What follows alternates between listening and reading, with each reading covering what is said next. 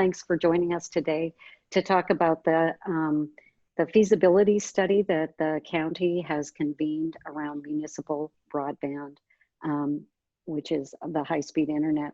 I'm really pleased to the three really principal leaders on this, who are Commissioner Sharon Myron for District 1, Commissioner Lori Stegman, District 4, and Joanne Hovis, who is the president of CTC Technology and Energy and the principal consultant. I will ask Commissioner Myron to go ahead and take it away. Thank you so much, Julie. And I'm just very excited to be here today. I sponsored, as Julie said, I'm Sharon Myron, Multnomah County Commissioner for District 1. And I sponsored the effort to commission the study at Multnomah County for a number of reasons. First of all, access to reliable high-speed internet in today's world, and by today, this was pre-COVID, is essential for adults to work, for kids to go to school, for people in general to access services, and to simply engage in life. Access to reliable high-speed internet service is not a luxury at this point. It is a necessity to function in our society. There is a digital equity gap in Multnomah County. Reliable high-speed internet is not affordable or even physically available for many in our community, particularly those who are Black, Indigenous, other people of color, immigrants and refugees, and elders. All of this has really come to the forefront and been highlighted and exacerbated by the COVID pandemic. My kids are accessing online school, even as I speak here, and true accessibility, including reliability and affordability, especially for those groups that I mentioned above, for low-income households, people of color, older adults, other underserved people, this matters now more than ever. We will not be able to recover from the COVID pandemic without this kind of access. The feasibility study is a crucial first step in evaluating the potential for municipal broadband in Multnomah County, and it gives us concrete, actionable information to inform our next steps. So what does the study tell us? And a representative, the primary person who actually did the study will be speaking more to this, but I want to underscore two things that I see as primary takeaways. The first is that this study validates things we already knew or suspected. People need access to high-speed, reliable internet to function in their lives. More than half of those surveyed for this study said they need internet access at home for their jobs. And I feel confident saying that the number of people working, learning, accessing healthcare, and ordering essential products for themselves from home has increased enormously during the COVID pandemic. And second, building a countywide fiber to premises network is not infeasible, though it would pose a number of significant challenges. For one thing, it would be extremely expensive, and there would be significant risk based on rates of participation, price levels, and market factors in terms of really how truly feasible this would be. But it also was clear that people do want government to play a role in ensuring that they have meaningful access to the internet. So do the results mean that Multnomah County should go out and start figuring out how to fund and build its own network? No. And the purpose of the study was never to determine if Multnomah County should do this. It was a feasibility study to determine what would be possible and how that possibility could potentially be manifested. I'm very encouraged that getting municipal broadband to our local region is not infeasible, though, as I said, it is complicated. The study does mention some alternatives to municipal broadband, which in my view do have some significant drawbacks, and I know my colleague, Commissioner Stegman, will discuss some of those. But there are very clear roles Multnomah County could play as a convener, facilitator, or even a provider of some services to improve basic connectivity to lower income residents. And these are the conversations that will form the next steps of this process. I personally believe that we should move forward with a convening of partners and community members to consider how to proceed in light of the study's findings. And I want to thank the county staff who have worked so incredibly hard to facilitate this work with CTC. And I particularly want to thank my colleagues on the board for supporting Multnomah County's contribution in initiating and funding this study, along with the City of Portland, the East County jurisdictions, who my colleague, Commissioner Stegman, will speak more to. And now I would like to turn this over to Commissioner Stegman. Thank you, Commissioner Myron. It's been such an honor to collaborate with you on this important issue. I want to thank the cities of Fairview, Gresham, Troutdale, and Wood Village, and the City of Portland for partnering with us on this study, and especially my East County colleagues who contributed time and funding to highlight these issues and bring forth today's findings. So Commissioner Myron and I represent the furthest east and west portions of Multnomah County. And you don't always see issues impacting the West Hills in the same way that you do Wood Village. But the issue of internet accessibility spans our whole county. However, income inequality between these two parts of the county plays a significant role in how different parts of the county suffer more than other parts from the lack of internet access, which runs deep in East County. It's pretty obvious as you move east across the county, the lack of investments in physical infrastructure like streets and bus lines, and internet access is just one more of those barriers that lower income residents face.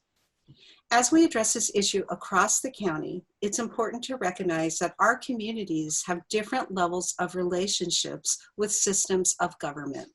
Some residents of my district are less supportive of a government-run system.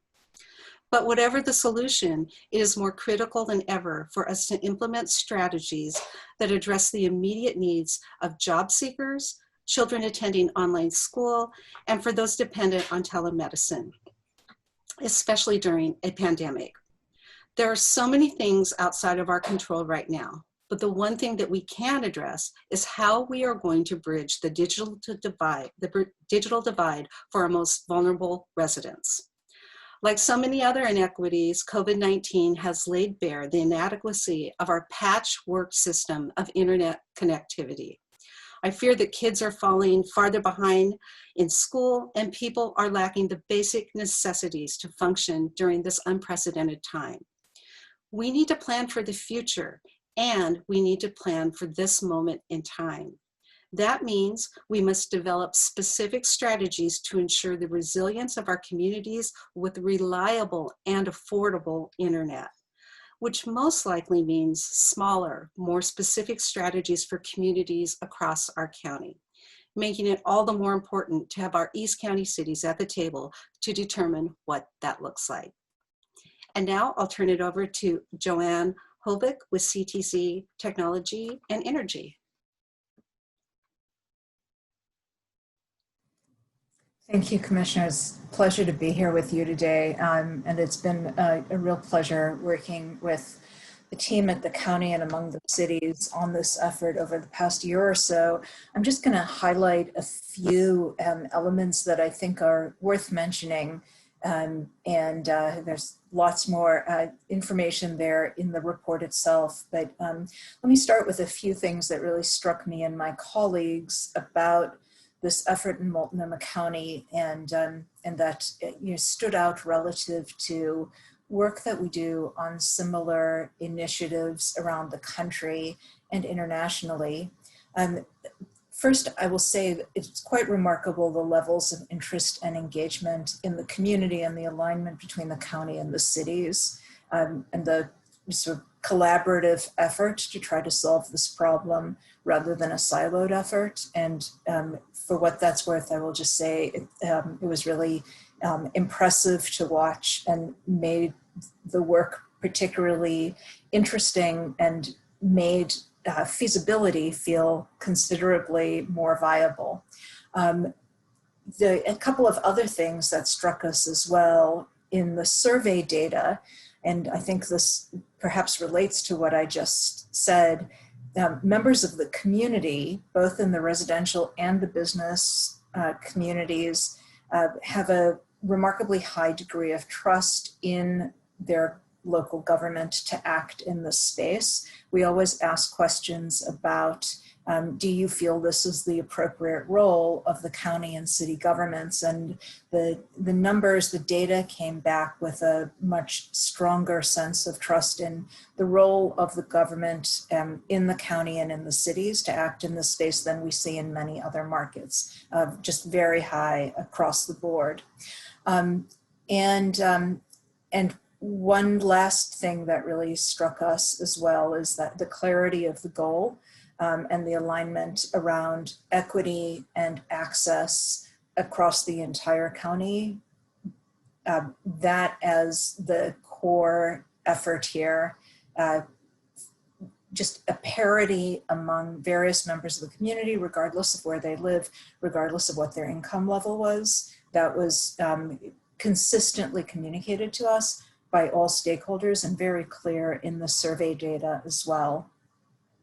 On the topic of the survey data, I'll say one other thing that I think is important and that struck us as well. And this was in some ways purely coincidental, and you can see it as either good luck or bad luck, but we finished the survey work in very early March, just before the pandemic became a major factor in all of our lives as Americans.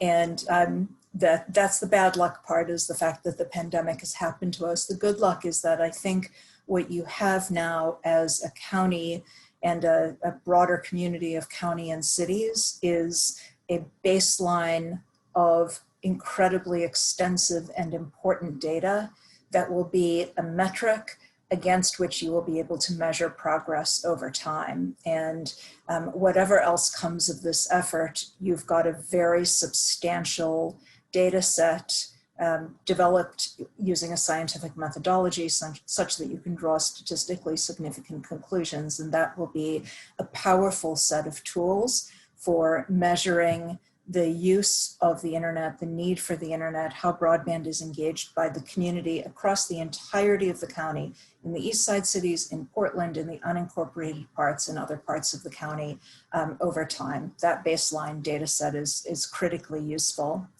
You know, we, as I think has been highlighted to some degree, we determined through an extensive engineering, data collection, and then financial modeling effort that a county and municipally owned and managed fiber to the home initiative is not infeasible in Multnomah County, but it carries risk. And the kind of brief summary on what I mean by that is that the data suggests that the network would require about a 35% take rate, or 35% of the addressable market would have to buy services from this particular broadband enterprise at approximately $80 per household or $80 per customer per month. And based on those assumptions and a reasonable interest rate for debt service, this network would pay for itself. And 35% take rate is very feasible. And we have seen that in many markets where a competitive network, either public or private, operates.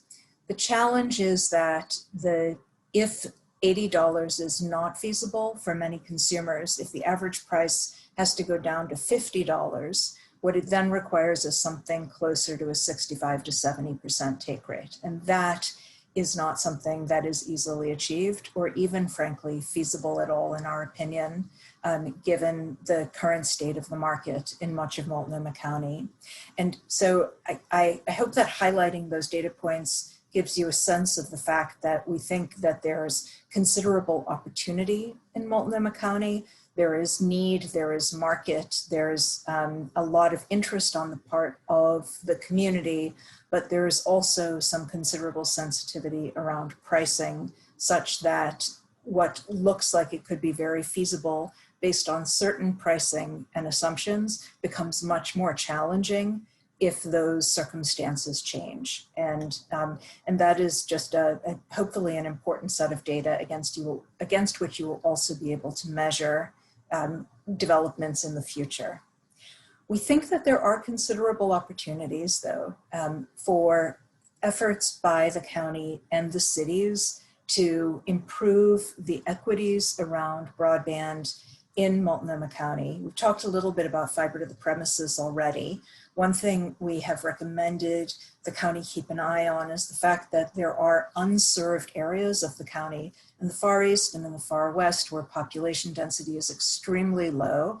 There is not currently available fixed broadband, nothing that most of us would consider acceptable in a more densely populated area. And we anticipate that there's likely to be federal grant funding and possibly state grant funding available for those kinds of more rural unserved areas in coming years. We've made some recommendations around that, and that would be in an effort to develop parity for those rural parts of the county relative to the more densely populated areas. That can be done through a county effort. It could also be done through public-private partnerships, utilizing federal and state grants and other resources. We have also highlighted as another significant opportunity the fact that the county and its municipal partners have quite a few assets that are useful for purposes of providing, for example, free public Wi-Fi, including connectivity that can be used for backhaul, which is the piece of the network that takes aggregated communications back to the internet backbone, and buildings and other vertical assets that can be used for wireless. We think that all of these assets aggregated could deliver free public Wi-Fi services at more than 600 locations countywide for less than $3 million in capital cost. And the county's own IT teams are exceptionally sophisticated and capable of deploying and operating a network like that at extremely low operating cost. Now, free public Wi-Fi is not nearly as good as robust broadband to the home. There's no question about that. But as a stopgap measure in the midst of enormous crisis, and that is what COVID-19 really represents, is a crisis situation for those who do not have internet at home for various reasons. Every ad hoc option that we can add to layer on additional options for the families who do not have internet at home, who are largely going to be very rural or very poor families, any option that we can use to add to the available bandwidth for those families so that their children are not, as in stories we've read from all over the country, sitting outside fast food restaurants on the curb trying to take AP tests. These options become much more usable and a very cost-effective way to leverage existing resources, again, with the hope of establishing greater equity and greater parity, or at least being a small step on the way to that. And finally, we think that there is real potential for the grant situation in terms of federal grants to change in coming years. Not just grants, but other funding streams that support service to lower income Americans and to lower income areas, and support other kinds of means of enabling those of us who are not connected to engage with the broadband internet. And we've made some recommendations, excuse me, about monitoring and observing some of those programs as they materialize, in part in response to COVID-19 and the heightened awareness of the enormity of the equity gap that has become apparent to most Americans in the past few months. And I'll stop there with those highlights. Thank you. Joanne, thank you very much. That's wonderful. Reporters joining us today, you should have the ability to unmute yourselves to ask any questions. And if anybody's having trouble, just go ahead and put up a hand, and I'll go ahead and open it up for questions. Christian Fodenvinsel from OPB is asking for the three of you, what is the next step? Well, what I would like to see as the next step is what I mentioned earlier, which is convening our partners and other stakeholders, community members to say, okay, here's the situation. Now we know what is feasible, what each of these different steps would take, what each of these scenarios would look like. And now, where do we want to go with it? As a doctor, we kind of do a risk benefit analysis and consider the risks, the benefits, and the alternatives that are available to us. And I think this is a directly analogous situation where we all need to come together to make that decision. And I believe that Commissioner Stegman and I are very interested in taking that next step. But I won't speak for her. Commissioner Stegman. Yes, I would agree with you, Commissioner Myron. I mean, even though this is it used to be a long-range planning goal, it is now on our doorstep, and we have to find a way to address this expediently. And winter's coming, and as been mentioned, you have folks going to fast food outlets and having to park. I mean, we have libraries, we have park systems. So while we may not be able to have internet connectivity to every single household, there are less expensive options that we could implement more quickly. And while it may not be, the most ideal, I think at this point it is just incumbent upon us to make sure that we can do everything we can to get internet access to as many people as possible. And so, yes, I agree. We should pull together stakeholders and find out what their concerns are and how we can get a community consensus to move this forward and to move it forward quickly. We have a question here from Chuck S., and I apologize. Sometimes I can't see somebody's full name or email, so I apologize if I'm not listing the outlet you're with. Would municipal internet infrastructure duplicate the private networks already available? No, because it would be a different technology and a different type of infrastructure, offering likely quantitatively and qualitatively different services. So, it really depends on whether you think access to the internet at any speed and with any kind of capacity is the same as access to the internet at a different speed and with a different kind of capacity. I'll give you an example. What we modeled in terms of consumer and business interest was a symmetrical service where the upload speed is the same as the download speed. That is not really available on the market today. The great majority of commercial products, particularly from larger incumbent providers, even where the download speeds are quite high, the upload speeds are very low. Now that made a whole lot of sense in an environment where downloading from the internet, receiving data, being a consumer made a lot of, was really the bulk of what we did. But if we are producers as well as consumers, if we are uploading to the internet, if we're doing interactive video conferencing, for example, and the other things that require interactivity, then upload speed is just as important. And so the services that we were contemplating are very different. It also depends on what the county and the cities end up determining they would like to do. A free public Wi-Fi offering for low-income consumers is a very different product and set of services than a commercial offering that's maximized for the profitability of the company. and the infrastructure that was contemplated here that we were asked to build feasibility around was a fiber to the premises world-class future-proof infrastructure, which is a newer generation and just an order of magnitude different type of long-term infrastructure than much of that offered by the private sector. So that's a longer, more complicated answer, I think, than you were looking for. But I think it's not quite as simple as, does the private sector already do this? Unless you think of internet as being entirely a commodity. And it's not really that way. We all use it in different ways, businesses, residences, particularly in the era of COVID-19, use it in different ways than it might have been contemplated for when those networks were designed. Thank you, Joanne.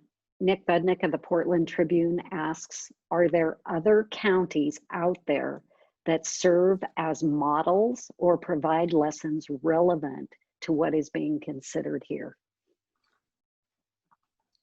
I can start with that, and I just wanted to cite the feasibility study that Joanne helped prepare, and it talks about fixed wireless, and she might want to go more into that versus fiber optic. But they cite in rural Garrett County in Maryland, the county council approved a contract with a private partner to leverage county-owned fiber and additional public funding to support the development of a fixed wireless network to bring service to as many as 3,000 then unserved homes in the most remote parts of the county.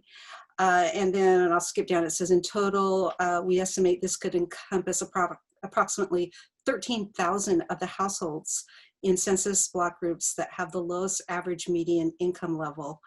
And that would be at a cost of approximately $36 million.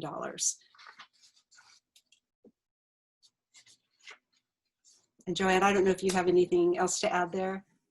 Yeah, thank you, Commissioner. Yes, I'm happy to do so. I neglected to mention that we also did, as an alternative architecture, a design for fixed wireless to try to get service to the lowest income areas of the county, with a recognition of the fact that even where internet is available, there are many low-income families that are not able to take advantage of it for a variety of different reasons, affordability being at the heart of it.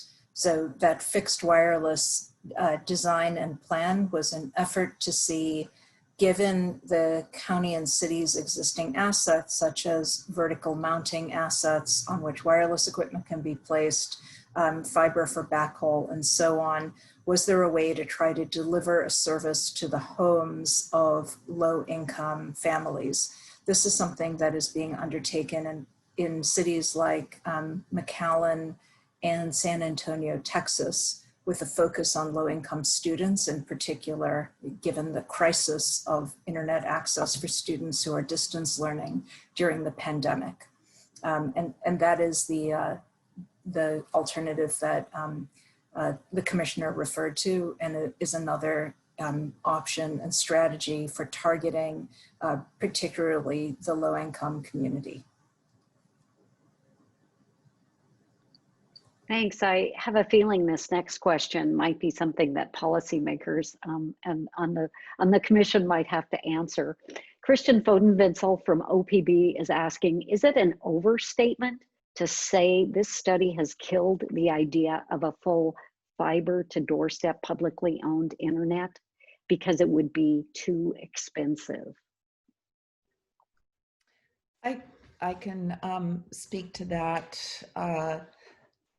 I would say it is an overstatement to say it has killed the idea. It has delineated just how complicated and expensive that the idea would be, and has allowed us to actually really analyze and make informed decisions about how this issue is going to be addressed. And in terms of public ownership. The feasibility study wasn't necessarily, moving toward any specific plan. It was never supposed to be like, oh, Multnomah County is going to pursue its own publicly owned, the municipal broadband. There are different mechanisms by which that outcome could potentially be achieved in different public-private, I always have trouble saying that, public-private partnerships and other approaches. But I think what Commissioner Stegman referred to earlier is so important to bear in mind, which is right now, with the crisis that is directly in front of us, we need to be taking those steps that are feasible to urgently address this issue for those most in need. So it will be a conversation that will involve many of the stakeholders that are involved to determine what those next steps are, both in the near term and in the longer term moving forward. And I would add that, like what Commissioner Myron said, is that when we decided to go out for this feasibility study, we didn't have a preconceived idea of what the end result was. So this study was our due diligence, and it was a way for us to do our homework to really assess exactly where we were and what the costs would be. So I really see this as just a foundational part of what we need to do in what we need to do right this moment, as well as where we need to go in the future. As has been mentioned, there's a lot of public-private partnerships. There's potential COVID funding from the federal government. And depending on the outcome of the election, there may be more funding for infrastructure. So I think that it's kind of like when you talk about industrial lands, about being, quote, shovel ready, is that we are very well positioned. We know what assets we have, what assets we need to acquire, and we have a pretty good idea about how much those will cost, so that if those opportunities do arise, we will be ready to go. And sometimes that puts you at the front of the line when you're applying for these different grants. Thanks again to all our guests and everyone who joined us this morning.